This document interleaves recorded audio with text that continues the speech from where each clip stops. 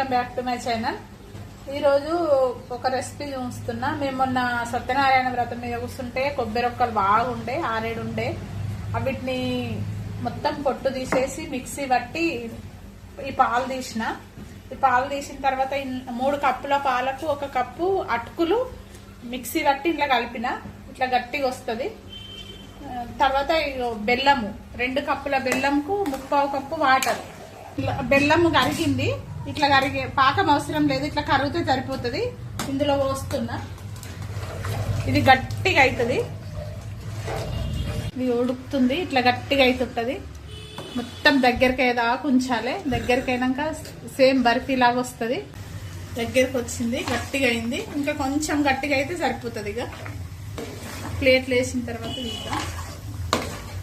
ప్లేట్లు వేసిన తర్వాత ఇట్లా స్పంజ్ లాగా ఉంటుంది.